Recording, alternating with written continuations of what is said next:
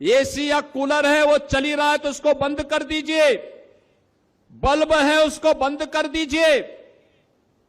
जब आप रहें जरूरत के हिसाब से चलाइए, ज्यादा मत चलाइए। अगर एक गांव के बच्चे स्कूल जा रहे हैं, स्कूल बस है, तो अपनी कार से अपनी बाइक से क्यों आप जा रहे हैं? फिर उस स्कूली बस से बच्चे को भेज दीजिए। पंखा बंद कर दीजिए, एसी या कूलर है। दोस्तों नमस्कार, मैं उमेश गौतम, समग्र प्रदेश समाचार से। बात चलती है तो बात उठती है, फिर बात कही भी जाती है और बात पे गौर भी करना चाहिए। आखिर कोई ना कोई वजह है जिसकी वजह से ऐसी बातें आती हैं। पूरा देश इस पसोपेश में है, आम जन क्या खास कि सब क्या से क्या करना पड़ेगा। मोदी जी के आए बयान के बाद पूरे देश में एक स्कैंडल सा खड़ा हुआ।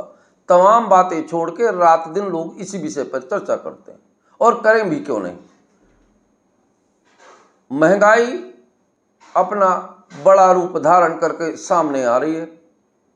कुछ पर बात करेंगे इन परिस्थितियों में, ये भी बात करेंगे जो इन परिस्थितियों में साझी नहीं है वो देशभक्त हो ही नहीं सकता।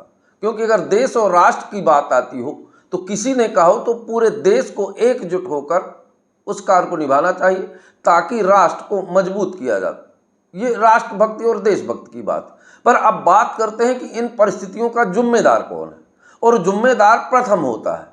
और वास्तव में अगर कुछ सत्ता दल के लोग देशभक्त हैं तो उन्हें क्या करना चाहिए, इस पर भी चर्चा करना बहुत जरूरी है। क्योंकि ये पूरे देश की बात है और राष्ट्र की बात है।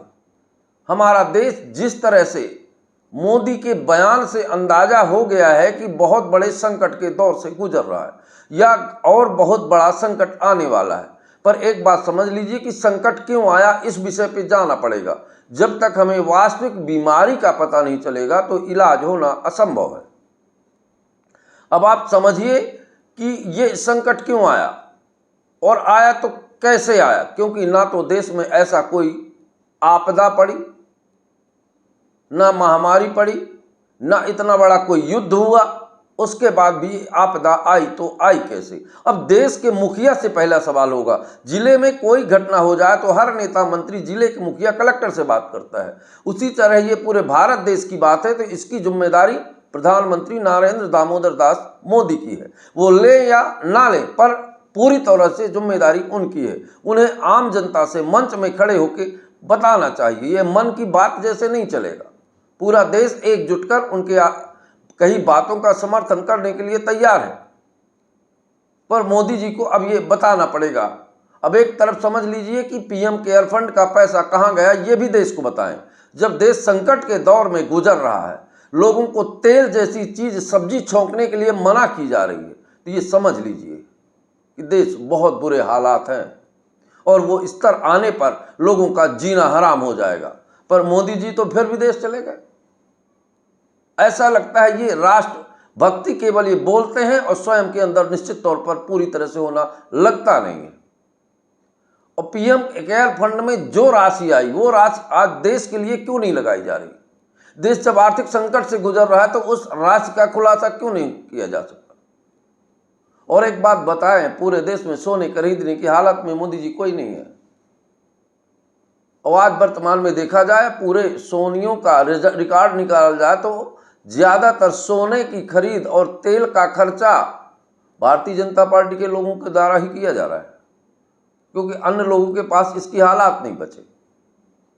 और दूसरी बात, देश चाहे, मैं देशवासियों से भी कुछ बात कहूंगा कि ये संकट जो हमारे सामने खड़ा हुआ है, इसमें हमें पूरे देश के लोगों को एकजुट होकर, इसमें हमें किसी का दोष देना, किसी पे तर्क करना या कटाक्ष करने जैसा नहीं रहा।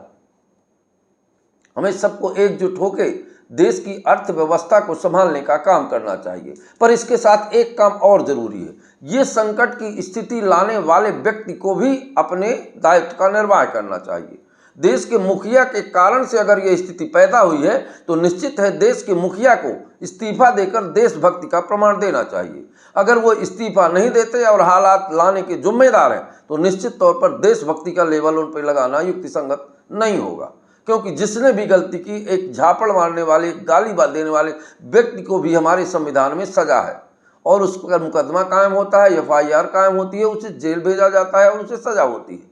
पर पूरे देश को बिना कारण के आर्थिक मंदी में झोंक, जिसके ऊपर पूरे देशवासियों ने अपने देश का कर्णधार बनाकर दायित्व सौंपा, अगर उस कार्य को वो पूरा नहीं कर पा रहे, हमेशा बरगलाने और लफाजी की बातें करते हैं, पर अगर उनके अंदर देशभक्त का छोटा भी जज्बा है तो निश्चित तौर पर उन्हें इस्तीफा देकर और देश के साथ और आम जनता के साथ ये प्रमाण देना चाहिए कि मैं देश के साथ खड़ा हूं।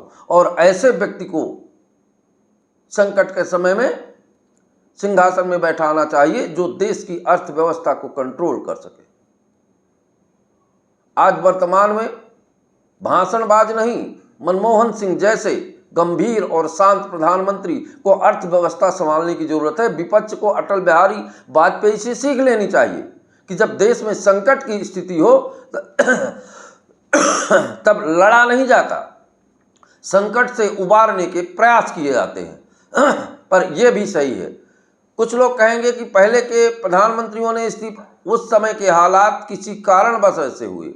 वर्तमान में विगत जब से नई सरकार आई आज तक देश के अंदर कोई ऐसे हालात पैदा नहीं हुए जिसके आधार पर भारत की आर्थिक स्थिति आर्थिक मंदी की ओर चला जाए। और आज जो हालात हैं, निश्चित इसके जिम्मेदार देश के प्रधानमंत्री नरेंद्र दामोदर दास मोदी हैं और उन्हें ये जिम्मेदारी लेना चाहिए। जुमले फूंक कर विदेश यात्रा नहीं जाना चाहिए। हालांकि उनके विदेश यात्राओं को देश को क्या लाभ मिला आज तक समझ में नहीं आया और देश की हालात धीरे धीरे बदतर होती जा रही है। और एक बात और, हमारे देश में एक कहावत है कि जो जैसा कर्म करेगा फल देगा भगवान। अगर हमारे देश के प्रधानमंत्री ने देश की जनता के साथ ईमानदारी से काम किया है तो निश्चित तौर पर अच्छा होगा। अगर देश की जनता को बरगलाकर अनैतिक तरीकों से सत्ता के सिंहासन पर बैठे हैं तो निश्चित तौर पर ये परिणाम उन्हें मिल गया, क्योंकि जो कहते थे माय फ्रेंड डोनाल्ड ट्रंप, वो